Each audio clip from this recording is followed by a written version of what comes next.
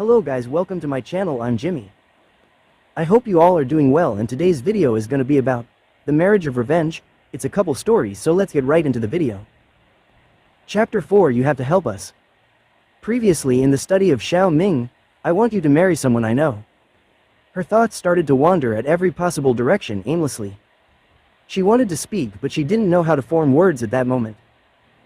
What am I supposed to be doing? Am I dreaming? And if it's so, why do I feel like it's all real? Oh. Because it is real. And reality is often painful to bear. Father wants me to marry someone he is preferring for me. I know he's not gonna send me off with a wrong guy, but ain't I the one who is going to marry anyway? Why can't I decide on the man I want to marry? Well, what's my age is now? 24. That's it. I am still on my way to improvise my career, and here, with one stroke of being married, all my dreams would be shattered. Only in one stroke. Xiao Jane was not ready to give marriage vows to anyone, let alone a man she hasn't known or dated. She haven't even decided if she truly wants to get married or not. She loves her job as it's her passion. There's no point for her to marry someone out of nowhere, giving up on the hope of being a successful woman of the country one day. Xiao Ming knew what she must be thinking about, but he too was helpless before the situations up front. If not for the sake of his company, family, as well as his promise, he wasn't going to bother his own lovely daughter into this messy condition. He had just started the prologue of his idea though. So he continued. Jane. Listen to father first. It's not like I am willingly pushing you into hell or anything. I, of all people, want you to be the happiest person, my child. But let me be more reasonable. So hear me out until the end. Since your brother may become capable to hold the company after 3 years after completion of his internship and 2 years managerial services at the Empire, these years will be sufficient for him to become a mature, capable, and responsible owner. And in the meantime, you are going to marry someone whom I can trust, it's certain, but not for lifetime if you don't want to. Since it's a contract marriage of 3 years, and I have promised my friend, Mo Tahin, to give your hand in marriage to his son Mo Fengshi. He said, and his eyes became soft. He is currently the CEO of Mo Corporation and the whole of family's subsidiary businesses. He's the only child of his parents, and there's not a single competitor who can claim the company's holdings. So my daughter, just for 3 years, if you would agree to marry him and bear it for 3 years for the sake of our company and family, it can be managed by a powerful man, and he will help you gain more power over and within the company. He was getting out of breath with every long sentence. Is it necessary to go that far for the company, father? I don't even understand the problem. It was all going fine until now. Why suddenly this urgency has arrived? And what will happen after 3 years? She asked. Her facial expressions were going down with every thought she was bearing regarding this discussion. Give him divorce after 3 years. Since it's a contractual marriage, he will have no rights whatsoever on the company nor your life as long as you wish for, and after your divorce you can claim it back as a single owner with alimony expenses from Mo Corporation. After the situation gets settled, you can hand over the company to Guan. With this process, our company would regain its strength, and there would be no hard feelings between the two of you. He's a good kid. You can return to States if you want after that. He finally spoke his heavy chest out, taking a sigh of relief. Certainly no one can understand his helplessness. Not even his own family. He was afraid for the future, but he tried his best and just wanted his family to be happy. Xiao Jane was speechless. She understood her father's thoughts and started pondering things over and over again. She had heard about Mo Fengshi, the young and extraordinary CEO of Mo Corporation. Even though she has less interest in business talks, but his capabilities and achievements have been published and broadcasted all over the country.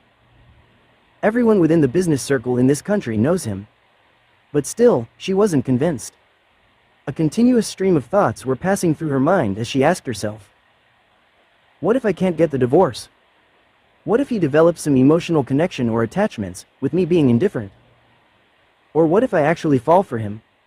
And he remains all about business only? I don't want to get hurt again. What if he refused my terms and conditions? What's his forlorn? What's his gain in this marriage? I don't know what's his intentions behind accepting this deal. She wasn't sure if it was the only solution.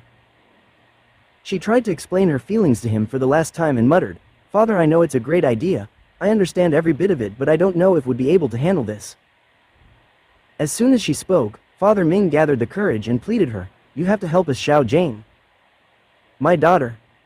You are my last hope to save our family, its reputation and our company. I admit that no daughter who has raised with utmost importance and care would ever want to wear an ordeal for the sake of her family business, or sacrifice her dreams. But you have to help this company. Even Mo family is looking forward to help us and are waiting to join hands. What's truthfully yours is now yours to protect my child. I have cherished it, and by the virtues of our hard work, we're here. Please don't deny this offer. Your father is begging you this favor." Xiao Jane had never seen her father in such despair and state of plead. He was a responsible, optimistic and amiable person. He had taught his children never to give up. And even right now, he's sticking true to it. He doesn't want to give up in front of the tragedy fallen upon him. It must be something serious if he is suffering, with this pain in his eyes. How can she deny him? The last person who would want her life to be ruined is her father. She may say that she's not worthy to get a father like him, but not in a million years she would say the opposite. Chapter 5. Is it a yes? It's not like Xiao Jane never knew of his father's health problems. He had high blood pressure since he turned 48. It's been 10 years he was suffering with this and taking antihypertensive medications for it, but now the condition has come to something worse as to prevent him from working. He had always been talented and passionate businessman, who worked with full compassion and dedication. It's all due to his endless efforts Xiao Empire became one of the leading business empire of the country. But before him, it was managed by his step-uncle. After his sudden death, a will written by him announced Xiao Ming, his step-nephew, as the next heir to the company. Surprisingly not to his own children. Indeed, it turned out to be a great decision.